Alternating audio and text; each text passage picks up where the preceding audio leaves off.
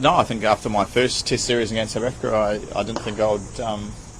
I didn't know if I'd play Test cricket again. But no, I think probably lucky with the timings of things. 2020 cricket came along. What was it?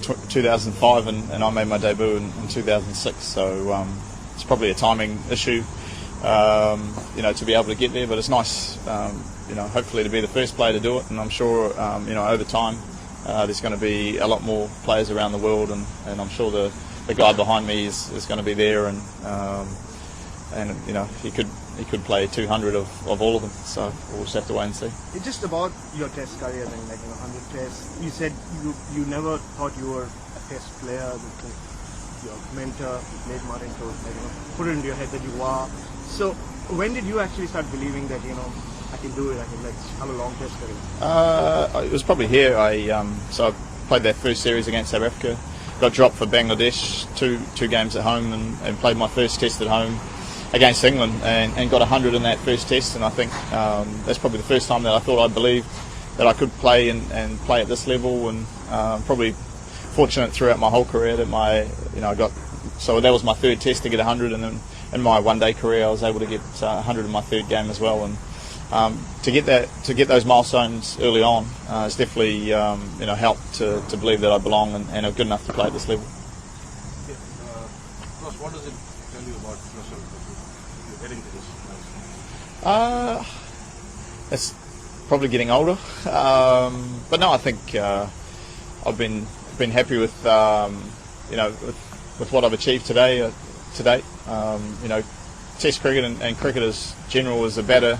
You go through a lot of ups and downs, and that's definitely what I've been through, and as a team as well. But Wellington holds a special place in my heart, and I'm sure having a lot of family and friends there will be something that I'll be proud of and look back on at the end of my career with fond memories. Is there like an emotion thing? I know this is strong. Yes, at the end of the day, it's another game of cricket, and you want to try and contribute in any way as possible. But at the same time, you got to enjoy it for what it is. But I'm sure once you get into the game, that you can enjoy it and just play cricket like you want to. Wellington can do a little bit early on. So if we're batting or bowling, I'm sure it's going to be an interesting contest. Ross, one of the T20s the one day as we saw your family just sitting on the grass bank, just there, playing so long, just the support of the family, 3 kids. Can you just talk about that and just like the emotions and just the support and how influential that's been? Yeah, I think having 3 beautiful kids and a wife to look after them, you spend a lot of time on the road. So having their support, it's not easy on my wife Victoria to raise 3 kids. For as long as she has, and we play a lot, but that's probably why when you do play at home, it's nice to be a dad, and it's nice for them, Jonty and Mackenzie, to be old enough to sort of understand what Dad does, and Jonty was falling asleep. He's a bit of a master of dragging out the bedtime and wanting extra stories. So obviously that game was probably a bit later than what he's used to, but they've definitely been a help in just balancing out cricket. It can be tough at times, as I said before, but to know that your family are there regardless of whether you score runs or not. And they give Dad a hug whether he's got 100 or a duck as well. So they put everything into perspective, and hopefully when they're a bit older and even are now, that they're proud of what I've achieved as a cricketer for them. Any particular moment in that 100 tests where you said, just giving the kids a hug when you haven't had the great days? Is there a particular moment where you've come home, given the kids a hug, or just looked at them and you go, I'm glad I've got this, and cricket's always there? I think there's been a lot of moments where, like with all of them, Mackenzie and Jonty, I can remember both. They were born and I left 4 or 5 days later to go on a tour or go on a test.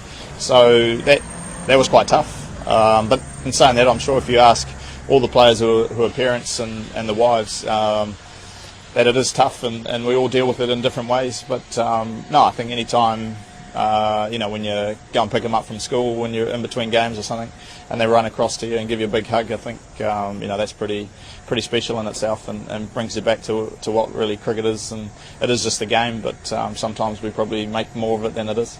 Serious eye condition for a while, and you know, we went through a bit of a rough patch. Coming out of that and like recovering and having surgery, and like you almost had it.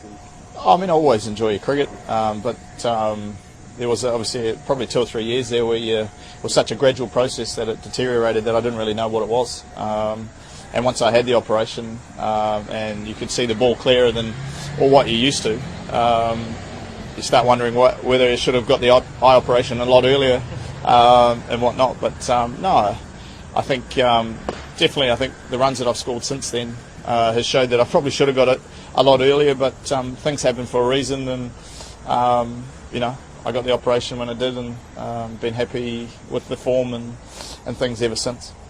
And sort of like after having to kind of close it off a little more and like you know, side up, like how does that help you again? When my head was over, I thought I was batting straight, but because the eyes were a bit out of alignment, that I wasn't. But you know, as I said, you just got to learn from everything, and you know, no one has a perfect career. You're always going to fail at some stage, especially as a batter, and it's how you learn from those different mistakes and scenarios. It makes you grow as a person, and yeah, as I said, I'm glad that I had the operation, and sorry to the New Zealand cricket fans that I didn't get it done a couple of years earlier. Last question, guys. In the long professional career, often the word sacrifice is used. I think I'm doing something that I always wanted to do. I wanted to play for New Zealand and be as great a player as I could be.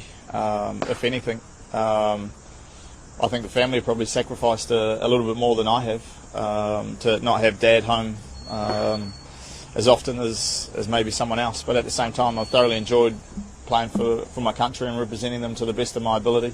And you know, whenever I do retire, then hopefully I can make up for all the lost time over there. But you know, at the same time, my kids have been able to travel to some amazing places, and my daughter raves on about going to India 4 or 5 times in her life. And I suppose as a you know, you learn a lot in the classroom, but you also learn a lot about life. I think being able to travel and experience different cultures, and I'm sure she'll be you know, my son and daughters will be, you know, better people for the experiences that we've been able to give them over the years. Just one cross, like you said in Sydney, that you're happy you got that. You went past Stephen Fleming there and not here. You don't kind of like this attention that comes. Like, so how do you deal with it? Like that's why we do it a week before the test. Yeah, I mean, it was. I suppose you got to acknowledge it, and I suppose the message you get from family and friends and cricketing people shows you how what it means to them. So, you know, obviously you got to do your job and play, but no, it's nice to have got that record in Sydney, knowing that if I had to get 1 or 2 runs, it would have been a lot more nerve-wracking, I think, and not having to worry about that and at the Basin Reserve, whatever we do on that first morning. one last thing, if it's possible. You know, you guys like, you know, which have been. Can you pick like 3 or any number that you know stand out from your test? Can I say 4? Sure. I think one of my best hundreds was at Manchester. I think 158. We ended up losing that test, but I think 140 and 70 when we won the game in Colombo after the captaincy issue. I think that would have to be right up there. 290 at Perth. Once again, it was a draw, but it's not often you get to 200 and your job's not done to try and save a match or get us into a winning position. And probably one of my favourite but underrated innings was 100 at Dubai. I think we're about to probably would have lost the test, but I came out and we got ourselves into a position to win the test. We didn't win it, but that will definitely be up there with one of my best hundreds, I think.